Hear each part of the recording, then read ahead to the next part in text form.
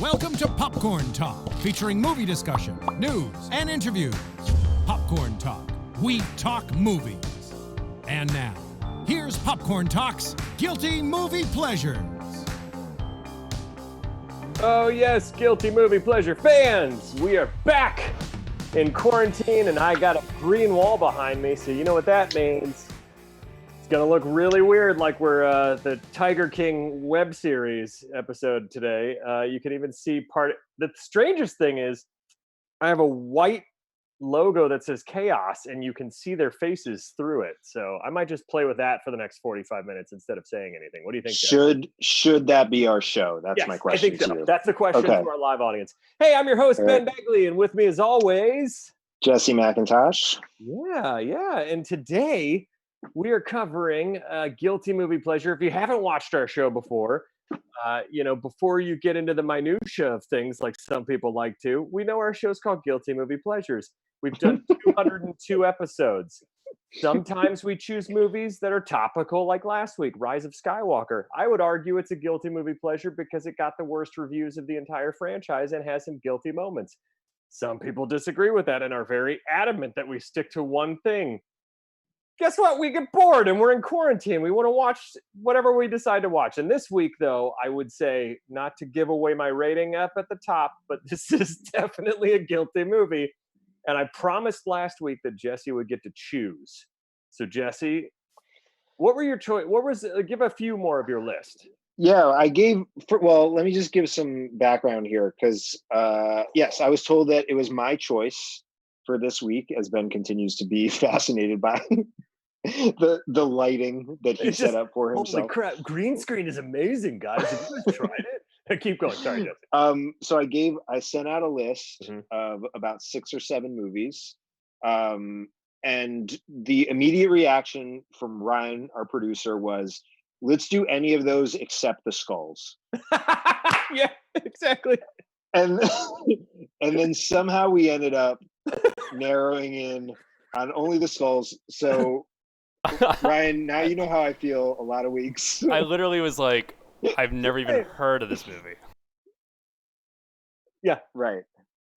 So that's no reason to disqualify it. Well, I understand that you were saying that like people might not have heard about it, but it's an extremely guilty movie, and you should go educate yourself, Ryan. Watch the skulls, man. Ryan, it was made in 2000, so you were what, 2 years old then?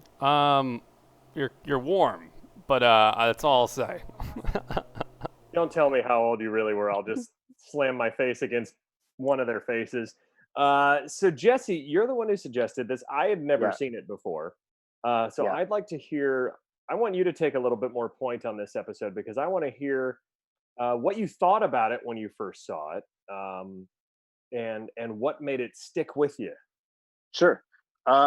So I just felt like, I saw it probably around the time it came out and thought it was like a really easy, entertaining hour and a half. Like there's intrigue, there's tension, there's sort of like seeing into a world that I'm not familiar with. It has the element. I don't think the writers were familiar with it either. No, I think that's now rewatching it, it's very clear. But it has an element in it that I am always drawn to in movies. This is not unique to me, but the idea that like an underdog is better than the favorite, basically not just wins, but like they are coming from a more righteous place. They are the person who like experiences better than wealth. Which is a theme that you'll find if I like went through my favorite movies, you would probably find that in most of them. Do you have another one that's similar, or am I putting you on the spot by asking you that? Even in the movies that I suggested to you, 8 Mile is one of them. Yeah. And the only reason I didn't say 8 Mile is because I think arguably it's just a great movie with an Oscar-winning song as well. Sure. It's I think widely considered a very good movie. I always suggest it to you because it is in my top 5 movies of all time, which I don't think a lot of people have it there. So that like, I think I've only seen it once. Really? Maybe twice. So just like relatively speaking, I guess you could consider it for me a guilty pleasure because I have it so high. But I see. that Good Will Hunting is another one that is one of my favorites. I love that movie. I we did talked I did that Ben Affleck monologue at a UCLA media workshop in front of casting directors where I was like, I had like a can of soda and I was like, It's the you know what CIA the interview. best part of my day that is? one. That 10 seconds from when I get out the car to when I come knock on your door and I think to myself, maybe he won't be there. Maybe you just left. No goodbyes, no see you later. It was so bad. Like, why did I do that? And they're like, afterwards, you can tell they're like, yeah, yep, that's a movie that just that's something we recognize for sure. Anyways, keep going, Jesse. So you got a kick out of that when you first saw it. It was easy. It came out around the same time as like that. There was like a string of these teenage thrillers, not teenage, but like college thrillers. Like I think Scream pretty much kicked off this kind of genre again. With I Know What You Did Last Time. I know those are slashers, but then there was like Disturbing Behavior, which was kind of a horror thriller. Wild Things. There was a lot of like Wild Things. We should do Wild Things. That movie's wild. It is bananas. And how they like reveal the entire movie in the end credits, if I remember right. They like tell you everything that happened finally. Yeah, they like go back and fill in all the blanks where you're like, what is happening in this movie? I know we're not talking about that movie, but I almost imagine that they did a test screening when, oh no, none of this makes sense, and then added all those scenes later. But so what do you think of this now, watching it as a grown adult with a slightly trimmed down beard from last week? Yeah, check out the style that we're rocking today. I like it. It's a lot more comfortable. Well, I was like actually pretty nervous to go back and rewatch it because I was like, tried to back out. Yeah, I was like, you were texting. You were like, I'm actually getting worried that this movie might just be terrible. Because you're like sending me screenshots, like 8% on Rotten Tomatoes. I was like, I don't know. I kind of remember really liking this movie, and so I was like pretty nervous that I was going to have to come and defend teenage me. But like, it's flawed, but it's like it had my attention the whole time. Yeah, I was like, really, it's very fun. I like maintain that through when I initially watched it till now. It's a really enjoyable experience. There's nothing like, there's no like overarching anything to be gleaned from it. There's no like hidden message. There's nothing like. I think they think there is, but there isn't. Right. There's nothing breakthrough about it, like visually, cinematically. Yeah. There's like very few, almost no surprising elements to it. I found a couple of the twists surprising because I didn't know anything about the movie, but we'll get into it. I would say there's exactly one thing wrong with it, but I'm not going to reveal that yet. I'm going to let you tell us what you think. Only one? Okay. There's only one thing. Otherwise, this is a flawless film. But there's otherwise only one thing where watching it this time, I was like, wait a second. But go ahead. I think that if this movie was made now, I would hate it. But I think because it has that, any movie that came out in 2000 still feels, the first couple years of the new millennium feels very 90s still. I feel like that happens all the time. Like early 90s movies still feel super 80s. So that had that nostalgia to it, and it had that charm. It reminded me of high school. It reminded me of going to the movies with my buddies and watching ridiculous movies like Disturbing Behavior and stuff like that, and The Faculty and things like that. And I found it really entertaining to watch. I found myself laughing, not because it was funny, but because the plot holes. And I texted you while I was watching it. I was like, dude, half of this doesn't make any sense. And you were like, no, Ben, it's just secrets. And I'm like, that's what it is. Yeah. It's about a secret society. They're not plot holes. They're plot secrets. Yeah. Here's my biggest thing is that I had fun watching it. It was super guilty. I love Paul Walker. I love him in the Fast and Furious movies. He's doing a lot in this. He yells a lot. It's like he was directed by Rob Cohen just to be angry as often as possible. But you can still see glimpses that because there's moments even in the Fast and Furious movies where you're like, Paul Walker's a better actor than he was allowed to be. in these kind of movies. And Joshua Jackson, Pacey from Dawson's Creek. I loved season 1 and maybe 2 of Dawson's Creek. So it brought back some memories. That being said, the plot is silly as hell. I have so many questions about this secret society. And then we'll get into more. But my biggest question is, the entire movie is building up to them being finally accepted into it, basically, this group of new recruits. But they are given the literal keys to the kingdom so early on and shown the inner bowels of this like dungeon-esque secret society. But I also don't really know what the secrets are. They never. So there's two main issues I have. I don't know why they give the new recruits so much access right away. Sure. And for those people that get that far and then decide, nah, this isn't for me, do they just murder them, or do you have to stay in? And then the second thing is, we keep being told that they're so nefarious and an evil society, and his friend Will is investigating it, but then he even finds the stuff that Will had found out, and then they never reveal any bigger plot to them, except that they pull very generic strings in the town. Yeah. I don't know like, I get that they cover up and they cover up the thing that happens to Will, but that's one person. But we're led to believe that the whole society is evil, but the only way we're ever shown that they're evil is that they're just secret. So I'll push back a little bit. Oh yeah, please, because maybe it's maybe I missed something in the I don't know that they are inherently evil. I think that they're inherently they're set up to like influence powerful people and lift up the people of the society into powerful positions for their own benefit. So they're set up as more nepotism and corrupt than evil. Yeah, they're set up to sort of help each other, but with that amount of power typically comes a little bit of problematic elements to the society. And so I don't think that they're necessarily all out to do evil, but when someone is there exposing who they are or exposing the secrets they're meant to keep, not necessarily like these are like bad things that I've done, not those secrets, but if everything is secret and someone is out there to expose it,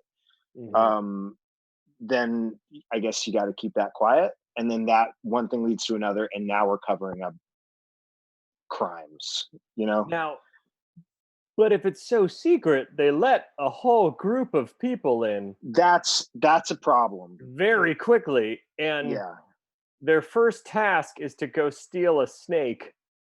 And oh God, we'll get into that. And then only 2 of them actually succeed, yet all of them are admitted in. And that's it. That's like the hazing process. So I think the idea is that once like everyone wants to be a part of it, so it doesn't even occur to them that if we accept you, you would reject us. Yeah. But that's a little short-sighted, I think. Do you like that? I can't imagine there wasn't another person who was like, you know what, not for me. Yeah, only Joshua Jackson in all these decades has been like, yeah, you guys, this is really not cool. Right. I feel like this is a movie where a lot happens, but nothing happens at the same time, if that makes sense. Okay. Where like there's a lot of plot, but nothing beyond the surface level of it, like there's a lot of ideas that then they just kind of like, the second I'm like, oh man, his friend is investigating, and then it's like, nope, his friend is dead. That was immediate. Like there's no building of tension. They move so quickly on to, which is funny because that's part of my biggest problem with it, but part of what also entertained me, if that makes sense. Where like it moves so fast that I'm like, oh shit, I'm entertained, but it also moves so fast that I'm like, wait, what? But that doesn't really connect or anything. Yeah. So, but to address something like one of your concerns there that I think would have helped actually building the tension is if you see everyone right away, you see the judge and you see the senator and you see the provost and you see all these people right away, and you know that they're part of the club. Yeah. That releases a lot of tension that you could have built by just not like when we first see them, the like recruiters are in robes, so we don't know who they are. And if you had just kept everyone in robes for a while, we could have revealed the powerful people that are in this secret society over the course of the movie. And it could have been like cop, which I thought was a nice surprise. Like, I was yeah, like, wait a minute, you know. Right. And now we're just like revealing how deep this goes and how much, like, how in bed with the culture it is, and how much trouble you're actually in. Because when we know everyone involved, we know who to avoid. Yeah, it's just like the first Purge movie when they're all running from the guy that they let into the house, and there's no tension because you know that dude's innocent, and all the creepy people with masks outside are the threat. So you're like, yeah, why am I afraid of this guy? He's just a dude that needed help. Right. But that being said, I do think that this is a solid idea, and I almost wish they would remake this. Which there is a new Netflix show called The Order, because I was searching the skulls and just seeing what other people had written about it and stuff. And there's a new show called The Order, and it looks like the skulls meets like Buffy the Vampire Slayer, and it looks rad. So maybe they just did that. I think they did make at least two sequels to this. Yeah. But they were straight to VOD or straight to DVD back in the day, Yeah. DVD and VHS. All right, so let's do this plot in under 3 minutes. Ryan, you ready there in the booth? I can't get enough of this. Oh, there it is. It's back. Oh, there it is. This is my favorite, though, that my can of LaCroix is invisible, basically. You're Ryan, basically David Blaine. We are all set, y'all. I'll have it up for you right as you start. You couldn't tell, but I dropped my invisible can on myself. Alrighty, I'll count you in. Going in. 3, 2, 1, go. Jesse, start us off. All right, so we start off with Joshua Jackson is rowing crew. He's running late, and they have this amazing crew win. Ben pointed out to me is the longest crew sequence of any movie of all time. But they lose an oar, they lose a guy, and Joshua Jackson just takes over, and they win anyway. It was like the big Ivy League championship. So him and his buddy are like drinking, and he's like, they're both wondering, are we going to get into the skulls? I hope, because they would pay for my law school, which I really want to go to. And so it strikes midnight, and they're like, all right, well, midnight passed. Didn't get in. Then they get a phone call to the girlfriend's house, not girlfriend, but the friend who's a girl, her house or her apartment. And they're like, come to this phone. And so he runs. Lucas McNamara. Yeah, he goes to another phone. And then there's a little cup that says, drink me. And he drinks it. And he wakes up in a coffin on a pod. Yeah, he wakes up in a coffin. And they're on like a lily pad, like a cement lily pad. They're these dudes in red robes that are like, you must steal a snake. And they do this riddle thing. And then they go to another secret society fraternity. And all of these fraternities, by the way, that are secret, they don't have any guards or security, just cameras, apparently. Or people in them. Or people. They're just really empty. So they sneak up to the top of this thing. They steal this snake statue. Paul Walker and Joshua Jackson fall, and it's super tense until they just fall into the moat that they already established. So it's just water. I don't know why we were worried for them. And then they bring the snake back. They all get accepted. They go to this mansion where they take a boat out there. And then apparently there's just prostitutes that show up, and they've already been pre-assigned, but then don't worry, they never come back and don't play any other role in it. And then Joshua Jackson comes back, and his friend Will's like, yo man, anybody that's elite and secret, it can't be good. We find out that he's investigating, he's taking pictures. Paul Walker confronts him, and then the next thing we see is Joshua Jackson finds his friend hanging with a note on the computer that says, I'm sorry. Right. And so then the police officer is questioning him, and he's sort of like, seems like he might be saying, did you do it? You had a fight with him? And he's like, no, I didn't do it. And then so he goes back to the skulls, and they are doing a thing where it's like a trust exercise. So they put him in a cage and they send him down. They're like, get answers from your soulmate. And so another scene that escalates so quickly. Yeah, what's the worst thing you've ever done? And he won't tell him. And so he comes out, he's basically like, this is your book. I found that, you know where I found this. And so then Paul Walker tells him, hey, it was an accident. And he's with his dad, and his dad's like, I'm going to protect you. Will you protect me? And then he goes back to the woman that he's friends with, and he tells her, but they set up this whole thing where like she breaks up with him in public so that the provost stops bugging his room, her room. Yeah. Oh yeah, we found out that the rooms are bugged. So much stuff, so much. And then shit. And then and then he goes and gets his friends that are car thieves to go and sneak into this place somehow undetected by the cameras and find out when the bodyguard is taking the tapes and hiding it in the library. Long story short, they end up finding those tapes. They find out that that Will was still alive when Paul Walker left, and that the dude came in and cracked his neck and killed him. So then, oh god, Joshua Jackson goes and does a duel with Paul Walker. Psych ward. Yay! Good god. Oh okay. boy. This is okay, so the best example of this are two scenes, my biggest issues. They spend so long on the row crew scene. It's like, it felt like an eternity of him just rowing. And like, I guess because he's so good at rowing, that means he should be a part of this secret society. Because that's all we know about him, is that he's good at rowing and that he is applying to law school. And that he used to steal cars. Yes, and that he's an orphan. And his buddies who stole cars now kind of tease him a little bit and think he's elitist. Right. So that row scene is the most developed scene in the entire movie, I feel like. Because then when they go into the trust cage and he's like, ask them anything and they have to say it, I was like, oh, this is going to be like a meaty scene where they like, he plays some mind games with him and then eventually gets it out. And then like the second question is, what's the worst thing you've ever done? And then Paul Walker screaming back at him. And then he hands him the book and the scene's done. And you're like, what? I feel like there was a buildup of tension missed there and like a little bit more information to glean. Yeah.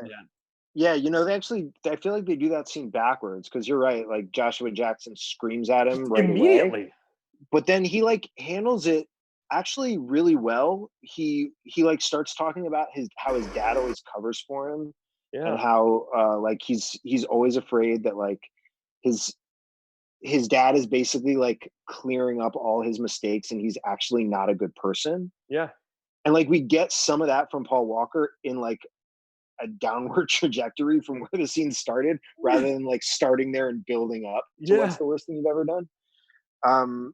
So yeah, it's handled probably not in the best way. It feels like, I think we've talked about this before, where it feels like the writer was like, hey man, Mr. Cohen, Rob Cohen, the director, this is just a rough draft, so whatever notes you have, let me know. And the director just looks at it and goes, cool, we're shooting next week. And he's like, well, okay, go ahead.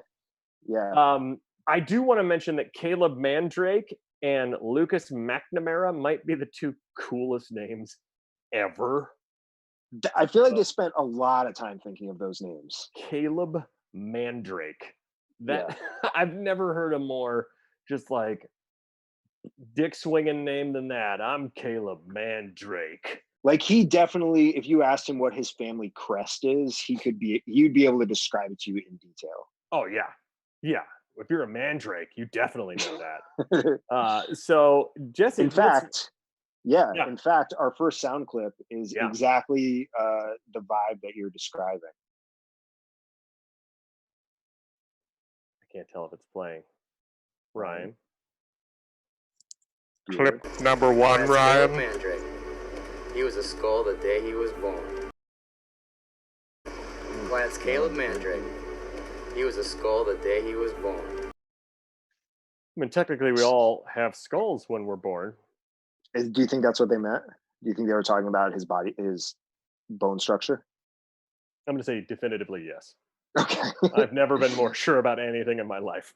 Here's a question I have about please. Sort of like logistics of this club. Yeah. Is they only accept seniors, but I feel like the people making the decisions are, I guess they're just out of college, because they seem college age. Yeah. The guys who are like recruiting. I missed that detail that they only accept seniors.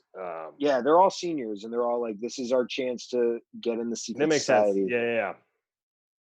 And they also are so secret that they're not even allowed to say they're a member. It's like when you shoot an Apple commercial and you sign so many NDAs that even if it never airs, you're never allowed to mention it, which definitely didn't happen to me.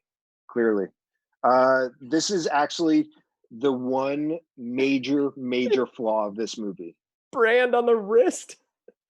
Not even that. Okay, but that is a please. problem because they put the watch over it. They brand you and then they put the watch over it. That's They assuming could have that- branded you anywhere. That's Could've branded assuming you that on the left. watch never comes off.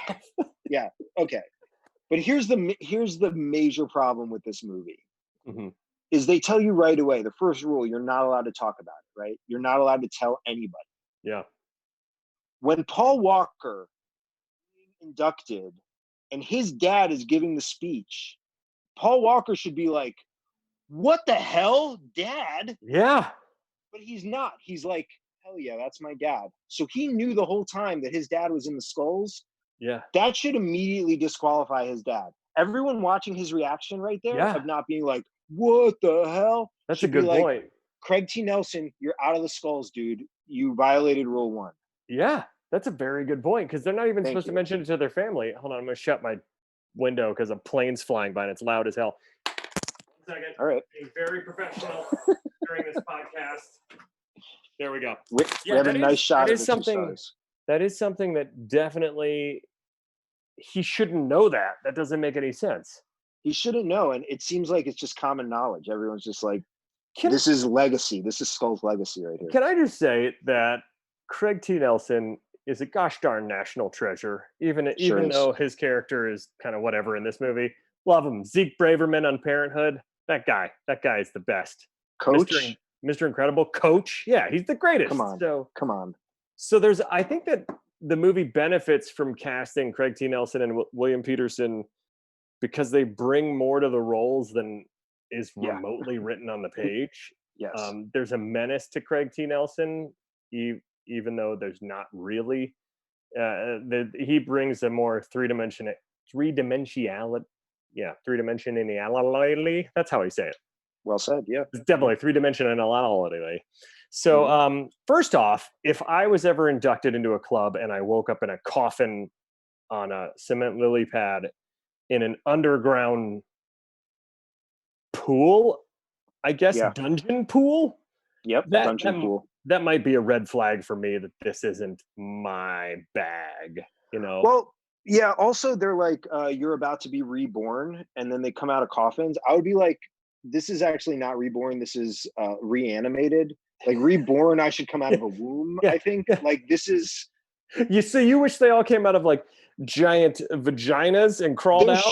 There should be placenta on them. Okay, yeah. You get what I'm saying? Like they're coming from being dead in this scenario, which is not reborn. Funny story. I knew a guy who had a tent at Burning Man. He had an exhibit there, and he would give people their rebirth certificate, and they were all hopped up on drugs, and they would go through this thing, and they would come out the other end of this tunnel, and they literally walked through a giant vagina and were reborn. See, and that's appropriate. He had it in his backyard when I went over there, this like giant structure. And I'm like, you just have a giant vagina sitting in your backyard. That's got to be strange if your neighbors have kids. How do you explain it? Or if you just have neighbors. Private rebirths? Is he doing private rebirths in his backyard? Or does he introduce his kid to all of his family and friends by pushing it through the big vagina? The birth announcement. He is the gender reveal. So I just have so many questions about the logistics of the building itself. Like, it's a fraternity, but they have all these underground caverns, and it seems to go on forever. Mm-hmm. They're so secret, but they have no security except for these CCTV cameras that they then take the tapes and put them in a library which again doesn't really have security. It has one dude that just goes, "Hey, don't go in there," and then chases Joshua Jackson very slowly, mind you. Right. So I feel like the first problem the Skulls have is their lack of trying to actually keep their secret. For sure. And I would actually add to that like we do see the guy who's bringing the video or the recordings back and forth, the security footage back and forth. He seems like the closest thing we have to security. Yeah.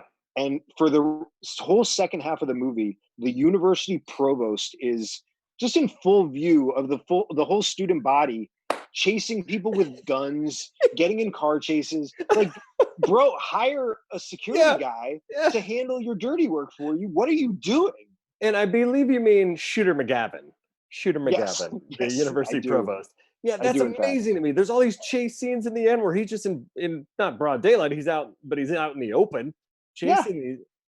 Oh God, it's so funny. So they have to steal a python first, which I already talked about how there's like this tense moment where they're about to fall off the roof, and it's like, you gotta save me, man. And I'm like, there's water below. You guys are good. Like, even if it's a shallow moat, you're still okay, you know.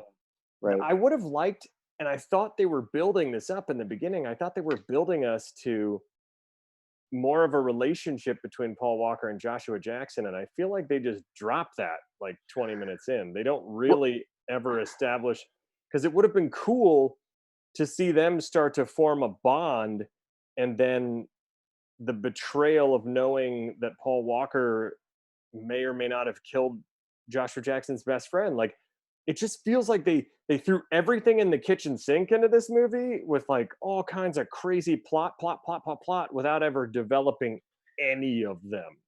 Yeah, I think it suffers a little bit from what I was talking about last week with, like, I think the person going through the most conflict in this movie is Paul Walker. Yeah.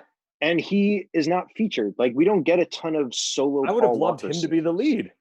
Right. Like, it was just about him. Right, because he's torn between Joshua Jackson and Craig T. Nelson. Like, he's family or friends. Like, but we never get enough of a friend, the family you choose. Right, we never get enough of a friendship to care about his torn nature, you know. Right. Yeah. Exactly. Imagine if this movie was Paul Walker. He's wanted this his whole life. This is his family legacy, and then the realization of the dark secrets this place really is, and having to betray that legacy. That, to me, is a much more interesting protagonist. Right, because what they did instead is, because Joshua Jackson is, they set it up a little bit that way, where he's torn between his new friends and his old friends, but it's like you said, it's so quickly disintegrates. Like, his best friend is killed, and he then immediately tells his only other friend in the world, I guess. Like, the poor crew team is like, what? Like, you can't confide in any of us. Yeah. We're going to battle with you every Saturday. But yeah, like, that's the conflict for him, and it just isn't made to be as important as the conflict that Paul Walker is supposed to feel about betraying his father. Yeah. I think you remake this with Caleb Mandrake as the lead. What's Friendship Has No Middle Ground? What's that, Jesse? Yeah, so this is when Joshua Jackson is confronted by his soon-to-be dead friend about, like, hey, just tell me what happened last night, and he won't tell him, and so he says this. Clip 2, Ryan. When it comes to friendship, there is no middle ground. I feel like friendship is almost entirely middle ground, right? Like, you have to come to a middle ground. Yeah, finding commonalities between two people, I would say, is friendship. Right. But he's saying once you are friends, you either are or you aren't. Yes. That statement right there summarizes my thoughts of the entire movie, where I'm like, yes. In theory, what you just said makes sense. Yes. But in actuality, it makes my head hurt. Okay. So you either are or you aren't friends. There's no middle ground about Paul Walker, right? It's a friendship secret, dude. Okay. It's all secrets. If something isn't clear, it's because it is intentionally kept secret from you. I said, I love the fact that they're called soulmates. It's such a bromantic thing to have in this. I love it. And that's why when I'm like, oh man, they're like going full out. They're soulmates. They're really going to build up their relationship. Oh no, they're just going to abandon their relationship. Cool. Never mind. Right. Caleb's dad's the main skull we already talked about. Joshua Jackson gets $20,000 in his account, and he's like, I'm rich, bitch. This is great. You know, he's so stoked. There's nothing that would make you not want to be a part of this, because they're in the tryouts the entire movie, and they already get 20 grand in their bank account. They get the dream car when they come back from a mansion where they just, I guess Joshua Jackson banged that girl. I don't know. And Paul Walker definitely banged those 2 other girls. Got 2 girls, yeah.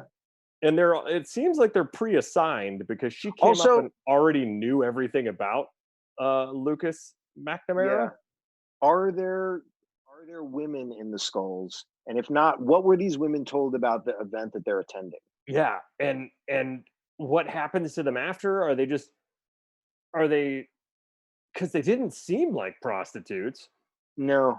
But if they're not prostitutes, what life choices have you made where you just show up to a party of a secret society, you're given basically a resume of a dude and go, hey, go screw that guy.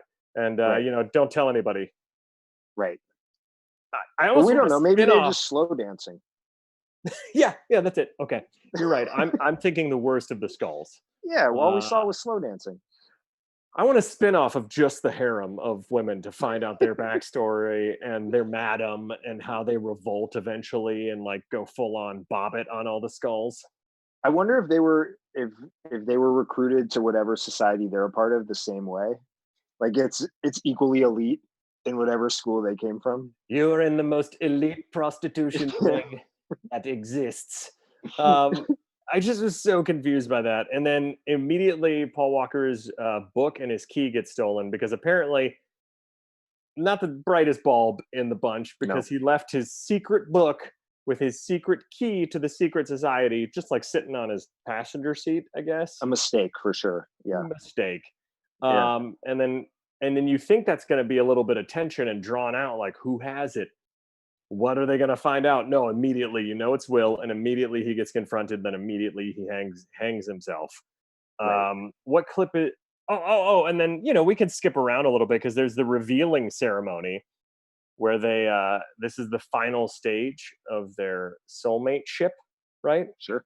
Yeah. And they basically go into it's like 7 minutes in heaven, but you scream at each other. And you're in a cage underground. Yeah, and it's not really secret because everyone else can hear what you're saying. Yes. Like, it seems like if you're soulmates, it would make more sense for them to go somewhere that was soundproofed and no one else could hear. And you would think so. They learn about each other because then in that moment, Paul Walker could have confessed to him and it could have been character building instead of just more angry, generic yelling. But what do I know? But here's a great example of angry, generic yelling. Yes, please. Clip 3. Don't play games with me, Caleb. What's the worst thing you've ever done? The worst!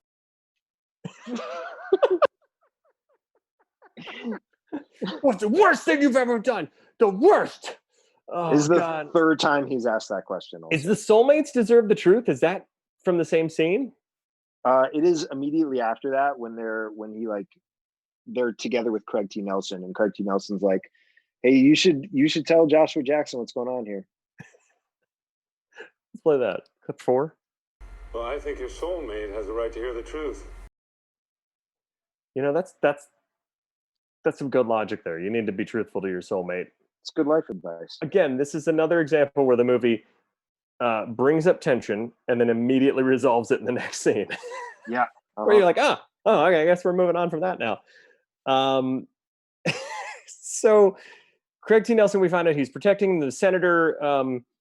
Then another plot element is brought in where the senator is like, hey, you can find these tapes. I'm Foghorn Leghorn. I'm a little bit of a Kentucky Fried Senator here, and you can find these tapes in the library. And it would also really the Senate must be on recess because this senator is never lawmaking. Also, why is he the only one that talks like this? Why is he the only Southern belle amongst all these soulmates? You need one. Yeah, you're right. Wait, feasibly, this happens over at least a week or so. And he's always there. Apparently, the Senate just wasn't busy. You're right. They're on recess. I mean, let's be honest. The Senate takes a lot of recess. They sure do. Maybe he was teleworking. Maybe he's ahead of his time. So, God bless it. Paul Walker finds out that the place is bugged. And then I love that he says, I never meant to hurt your friend. to Joshua Jackson right after beating the shit out of him. Yeah. So it's like the least convincing. Listen, man, I never meant to hurt your friend. After literally there's like a 2-minute fight of him just beating the hell out of Joshua Jackson. Well, he needed, because what happened if he opened the door and he just saw Paul Walker there and Paul Walker was like, let's chat, he would have been like, Caleb, get the hell out of my room. And then the bugs would have picked it up and they would have been like, why is Caleb in the room? So he had to silence him right away. Really? I don't know. I think that's a fighter's mentality right there. I like that. I'll go with that. Yeah. I'll go with that. I think there's an easier way of just going like, instead of, but I don't know. I've never been in a fight. Punch first, ask questions later. That's what I always say. I mean, yeah, that is your mantra. You say that weirdly before every show. Hey, every Ben, single show. Punch first, ask questions later. And I go, I'll follow your advice maybe next time. And I used 2 months ago, I would say it holding your shirt with 2 hands. But now I just say it. Well, I think your soulmate has a right to hear the truth. What's not right, but it worked? Is that the... That's actually the same scene. That's Craig T. Nelson saying, like, hey, we got away with it, kind of. Yeah. Well, it may not be right, but it worked. Could say that about almost everyone in power right now. Yeah, you sure can. May not be right, but it worked. That would be it would be a question mark. It worked. Oh God. Anyways, so Chloe breaks up with him very, very dramatically, and then they have sex in the shower. They go and get his buddies from his past life that are car thieves. Again, in this secret society, these 3 kids are able to sneak in with a camera, film everything, and yet the cameras don't get that. Or the secret society is just like super lazy and doesn't have anybody actually checking the tapes. Right. So it's like condo complex where like nobody checks the tapes unless there's a car break-in. So like, but you should probably run a secret society with a little bit more, I don't know, security than a condo complex. Emphasis on keeping the secrets. You also didn't need the people in the building. Like, you see the guy coming in, just wait till he comes out. Like, that he's carrying the tapes out. You don't need to have 3 people inside. It's not like they're getting the tapes from the tape room. They're just needlessly endangering themselves. There's this. Let's skip to the end. So they end up Shooter McGavin. They chase. He steals the tapes. They end up finding out that Will wasn't actually killed. That Will didn't die from Paul Walker from him falling in the accident. They came in and full on snapped his neck after Paul Walker left. But actually, first, this is when in the tape when we find out that the neck got snapped. This is Paul Walker yelling about how he just killed a guy. Clip 6. Dad, I just killed a guy in the ritual room. Dad, I just killed a guy in the ritual room. So then it gets bonkers. Like, this is a part where the third act gets insane out of nowhere. This is tough. We're going to try and sum this up in 2 minutes. Joshua Jackson gets committed to an asylum because he in the most dizzying scene I've ever seen, where it's shot like he gets committed to an asylum. He's basically drugged and incapacitated. The senator helps him break out. There's a big car chase. And then the cop shoots Shooter McGavin, and that body is apparently, the provost is murdered, and they cover that up somehow. Then they figure out a way to challenge with a gentlemanly duel Paul Walker. They go and have a duel. Paul Walker's about to shoot Joshua Jackson, and Joshua Jackson throws the gun down, and then Craig T. Nelson goes to shoot him instead, and Paul Walker shoots his own dad. And then the senator goes, haha, thank you, you helped me. Other Mandrake is out of power now. I'm in control, so we can do great things together. And he's like, nah, I'm out. And then he goes and lives at a lighthouse. Yep. That's a lot to take in. Yeah. It's a whole lot of plot. Craig T. Nelson doesn't die. Paul Walker tries to commit suicide, and Joshua Jackson stops him from doing that. And then I guess we're just meant to believe that everyone is like, all right, well, back to normal. Back to normal after all of that. Yeah. Again, that's where like they cram in so much in the last 30 minutes that I'm like, what? Anyways, we talked a lot about this and then rushed the third act. Like that's typical for us. Classic us. Jesse, what's your rating on this? What do you rate this on the guilty movie pleasure scale? This is an unbelievable movie. I love this movie to death. This is guilty but awesome. Really?